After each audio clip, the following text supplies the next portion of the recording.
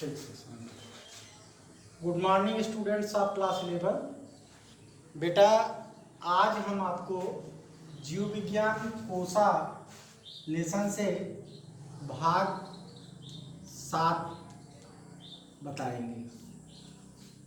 आप इसके पूर्व यह जाने किस तरीके से कोसा कला या प्लाज्मा मेम्ब्रेन वर्क करती है, कार्य करती है, और उसके लिए 2 मॉडल भी आपको बताया गया, जिसे आप यूनिट मेम्ब्रेन मॉडल और इसके बाद फ्लूइड मोज़ेक मॉडल के नाम से जानते हैं। और आज हम आपको इस लेसन से संबंधित 2 बातों को और भी बताएंगे। एक बात है जिसे आप विसरण कहते हैं और दूसरा परासरण कहलाता है। यह विसरण और परासरण के माध्यम से कोशिका के अंदर और बाहर पदार्थों का आवागमन होता है। यह क्रियाएं क्या हैं, आप इसके पूर्व भी इस बात को शायद डिफिनीशन को इसके जानते हों। आज एक बार फिर से आप देखिए। विसरण कहने का अर्थ होता है, जिसे आप इंग्लिश में डिफ्यूजन कहते हैं, movement of solid, liquid and gas material from higher concentration to lower concentration is known as the diffusion. ठोस, द्रव और गैस के अणुओं का अधिक सांद्रता से कम सांद्रता की तरफ जाना विसरण कहलाता है।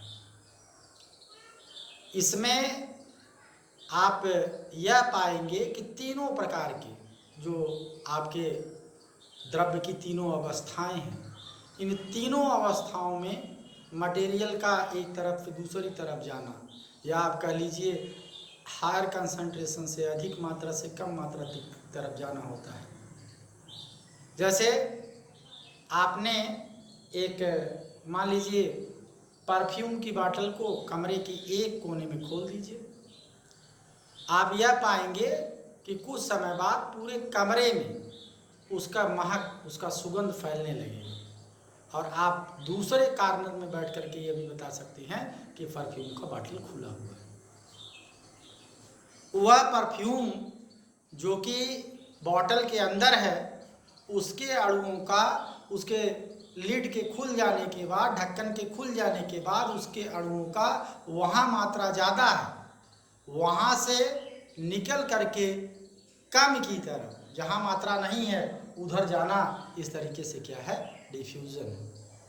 इसी तरीके से आप घर में रसोई गैस जब खुल जाती है किसी तरीके से, तो उसकी महक को आप एहसास करके बता देते हैं कि गैस का रिसाव हो रहा है।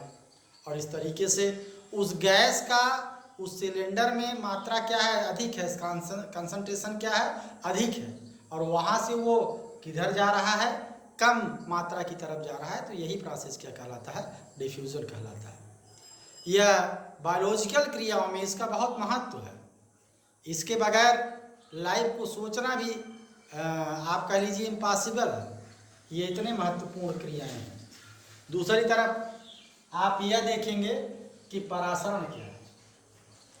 परासरण एक विशेष प्रकार का विसरण है, जिसमें आप यह देखेंगे कि द्रव के अणुओं का, अर्थात जल का अणु या विलायक का अणु, यह कह लीजिए विलायक के अणुओं का अधिक सांद्रता से कम सांद्रता की तरफ जाना थ्रू ए प्लाज्मा मेम्ब्रेन, एक selective permeable membrane, plasma membrane के थ्रू विलायक के अणुओं का एक पार से दूसरे पार तक जाना, ये क्या कहलाता है, परासरण कहलाता है।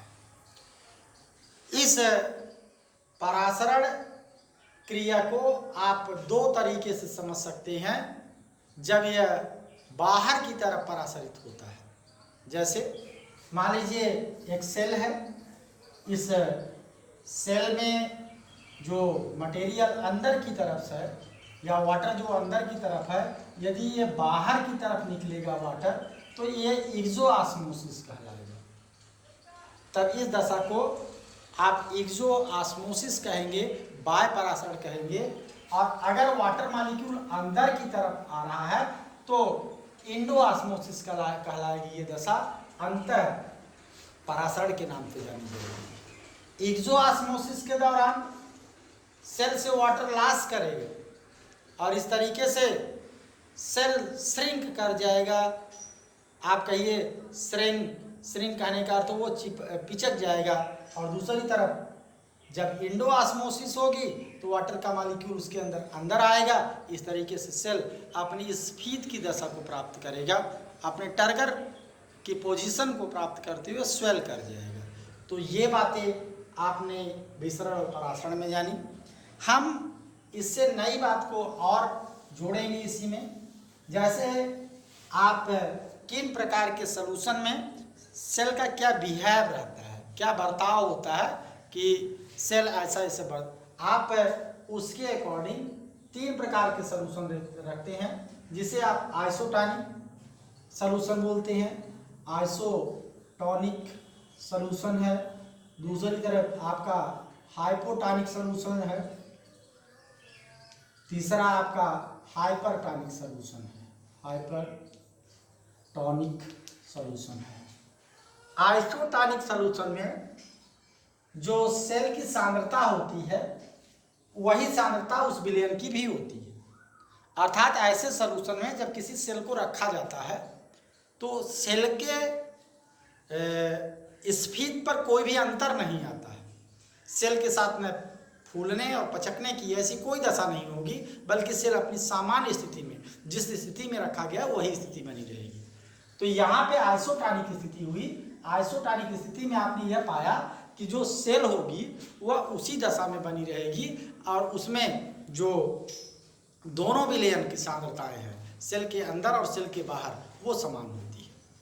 दूसरी बात, हाइपोटॉनिक सॉल्यूशन जो है, हाइपोटॉनिक सॉल्यूशन में जो सॉल्यूशन का कंसंट्रेशन है, यहाँ पे सॉल्वेंट की मात्रा क्या होगी आपका, यहाँ पे सॉल्वेंट की मात्रा आप देखेंगे कि अधिक होगी और ऐसी दशा में यहाँ पे वाटर मॉलिक्यूल एंट्री कर जाएगा सेल के अंदर। अगर इस दशा में सेल को रखी जाएगी, सॉल्यूशन में रखी जाएगी, तो सेल के अंदर क्या एंट्री कर जाएगा, वाटर मॉलिक्यूल एंट्री करेगा और ऐसी दशा में स्वेलअप करेगा।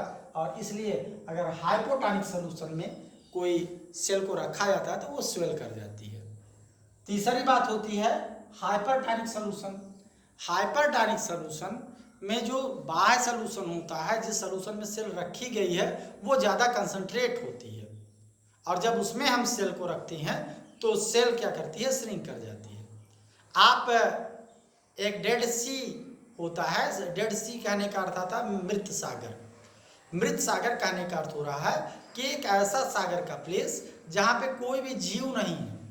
ऐसा इसलिए क्योंकि वहाँ साल्ट की मात्रा इतना ज़्यादा है कि जब भी उस रीजन में कोई जीव जाता है, वो कोई भी प्राणी जाता है, तो साल्ट की मात्रा अधिक है। हाइपरटॉनिक सॉल्यूशन माना हुआ है, वहाँ पे कोई भी एनिमल, कोई भी ऑर्गेनिज्म रहेगा तो उसके बॉडी से वाटर लॉस करेगा और वाटर लॉस के कारण वो खुद ही मर जाता है वहाँ पे। इसलिए उस रीजन को डेड सी के नाम से जाना जाता है। वहाँ भी कोई भी ऑर्गेनिज्म नहीं उपस्थित होते हैं। नेक्स्ट बात आती है कोशिकांग। कोशिकांग कहने का अर्थ हो रहा है, जिसे आप सेल ऑर्गेनेल्स इंग्लिश में बोलते हैं या कोशिकांग हिंदी में कहा जाता है। तो बेटा आप सेल साइटोप्लाज्म के अंदर आप यहाँ लगभग मिडिल में एक सर्कुलर स्ट्रक्चर देखेंगे, जिसे आपने क्या कहा, केंद्रक कहा। वहीं यहाँ साइटोप्लाज्म के अंदर ढेर सारे ऐसे छोटे छोटे टीनी ऑर्गन्स हैं जो सेल के वाइटल एक्टिविटी में बहुत सारी मदद करते हैं। इनके बगैर सेल की वाइटल एक्टिविटीज़ कंप्लीट नहीं हो सकती है। तो वो ऑर्गन जो अलग अलग कार्य करके सेल को जीवित बनाए रखने में मदद करते हैं, ऐसे ऑर्गन को हम क्या कहते हैं, सेल ऑर्गेनेल्स के नाम से, कोशिकांग के नाम से जानते हैं। आपका mitochondria, endoplasmic reticulum, गाल्जी body, ribosome, lysosome, उसके साथ साथ प्लास्टिड, ये सब इसी तरीके के सेल ऑर्गेनेल्स हैं, कोशिकांग हैं, जो इस साइटोप्लाज्म में चारों तरफ डिस्पर्स हैं और ये सेल के लिए अलग अलग प्रकार का काम करते हैं। जिसको आपको एक एक करके जानना भी है, और इस तरीके से वो आप उनके फंक्शन भी जानेंगे और उनके स्ट्रक्चर के विषय में भी जानना है। तो इन सेल ऑर्गेनेल्स के द्वारा, इन सेल ऑर्गन के द्वारा अलग अलग फंक्शन किस तरीके से किया जाता है, इसी क्रम में हम पहले सेल ऑर्गेनेल के रूप में माइटोकॉन्ड्रिया का नाम लेते हैं, जो काफ़ी बच्चों में पॉपुलर नाम है, जिसे बच्चे लगभग आप लोग सुने भी होंगे इसका नाम। इस माइटोकॉन्ड्रिया को एक उपनाम से भी जाना जाता है, जिसे powerhouse of the cell कहते हैं। अर्थात जो आपका कोशिका है उसका ऊर्जा गृह है ये, और ये इसके पास अपना, इसे आप शासित कोशिकांग के नाम से भी जानते हैं, और इसके अंदर अपना मतलब अपना डीएनए है, जिसके कारण ये डुप्लीकेट भी कर सकता है, अपने जैसे का फॉर्मेशन भी कर सकता है, इसका अपने पास अपना खुद का डीएनए होता है। ऐसा मानना है कुछ वैज्ञानिकों का कि ये कोशिका के साथ में एक सहजीविता है दूसरे कोशिका का। हाँ, तो इन सारी बातों को आप कैसे होता है, क्या होता है माइटोकॉन्ड्रिया के विषय में जानिए। सबसे पहले कोलिकर नामक वैज्ञानिक ने इस माइटोकॉन्ड्रिया को कीटों के अरेखित पेशियों से खोजा। कोलिकर ने इसको खोजा, आल्टमान ने इसकी व्याख्या की, सी बेंडा ने इसका नाम रखा कि यह माइटोकॉन्ड्रिया है।